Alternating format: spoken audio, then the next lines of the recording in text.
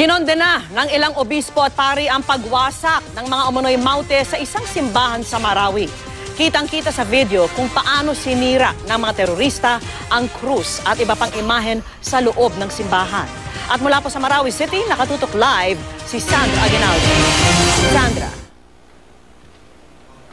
Yes, Vicky, tama ka nga. At alam mo, mula pa kagabi hanggang ngayong araw, napansin namin yung makapal na usok at nagkaroon nga ng sunog doon mismo sa sentro ng syudad kung saan nagkukuta itong Maute Group. Pero kasabay naman yan, kumalat din sa social media yung isang imahe, video ng isang simbahan ng Katoliko na nasusunog.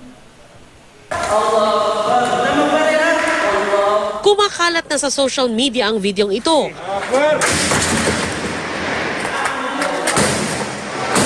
Kuha umano ng teroristang Maute sa kanilang pagsalakay sa isang simbahan sa Marawi City.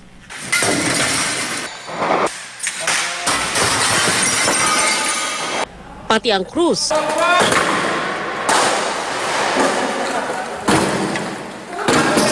Hindi pinalagpas. Ang mga larawan ng ilang santo, pati na nina Pope Francis at Pope Emeritus Benedict XVI, pinagpupunit. Ayon kay Marawi Bishop Edwin de la Peña, ang naturang simbahan ay ang St. Mary's Cathedral. Dito dinukot ng mga terorista si Father Chito Suganob at ang kanyang mga kasamahan ng kanilang salakayin ang Marawi noong May 23. Dati nang sinabi ni Bishop de la Peña na sinunog ng mga terorista ang simbahan. Meron ako. Nang mapanood ang video, mariing kinondena ng obispo ang ginawa ng mga terorista at tinawag niyang blasphemy at demonic. Si Archbishop Oscar Cruz, binigyan diin naman na mga terorista at masamang elemento man ang nanira ng simbahan sa Marawi, hindi daw ito dapat makaapekto sa kapatiran ng mga Muslim at Kristiyano. It is something extraordinary and painful, if not detestable. We have to respect each other's religion. Pero sabi ko nga, if we find bad people among the Muslims, there are many more bad people among Christians, ha? Kinondena rin ng iba pang simbahan sa Mindanao ang ginawa ng mga terorista. Pero kasabay niyan, panawagan din nilang huwag magpabiktima sa gustong mangyari ng mga terorista. Yung mga ginagawa na yon, terroristic acts. At yun we have to condemn. So dapat self-control lang, hindi magpadala sa agos ng emosyon. Nasa ika-15 araw na ang labanan ng puwersa ng gobyerno at Maute Group. Ngayong araw na ito ang sinasabi ni Pangulong Duterte nung Sabado na pagtatapos sana ng military operation sa Marawi. Pero walang palatandaang matatapos ito ngayong araw.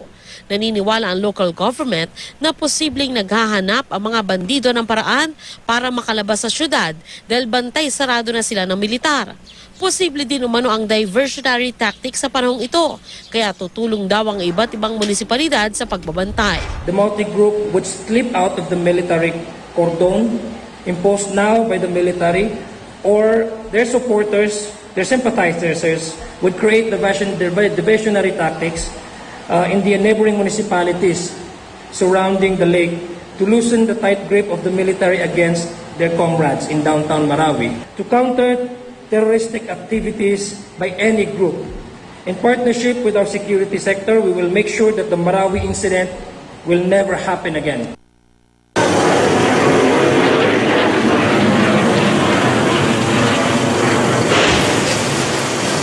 Tuloy naman ang panawagan ng ilang residenteng nakausap ng GMA News na awat muna sa airstrike, lalo't kabi-kabila na ang sunog sa kanila at marami nang naabong bahay.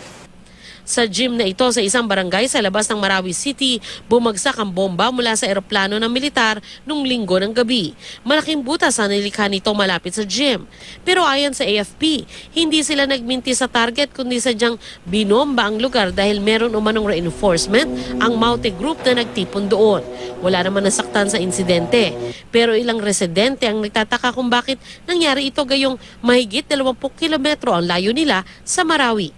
There is a presence of the enemy. So nagkandak po tayo dito ng surgical airstrike because of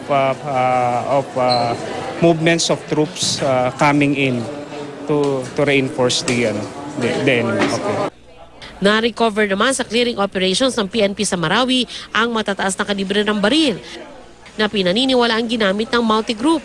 Kabilang sa mga na-recover ang RPG at ilang baril na gamit ng sniper gaya ng M14 at Garand rifle. Marami ring balang nakuha, pati na communication equipment at uniform ng sundalo na posible raw planong gamitin ng Mountie para mag-disguise. Base po sa location na napagkuhanan, dun din po ba nanggagaling talaga yung mga sniper? May possibility na ganun yung may possibility. And yung purpose ng clearing dito is to totally eradicate yung mga threats na nandito sa surroundings natin. Vicky, sabi ng pulisya kaya sila nagsasagawa ng clearing operation para sakali man na talagang tuluyan na nilang magapi itong nagkukuta dito sa sentro mismo ng syudad, mabilis na maibabalik sa normal ang buhay ng mga residente. Yan muna po ang pinakauling ulat mula dito sa Marawi City. Vicky? Maraming salamat sa iyo, Sandra Aguinaldo.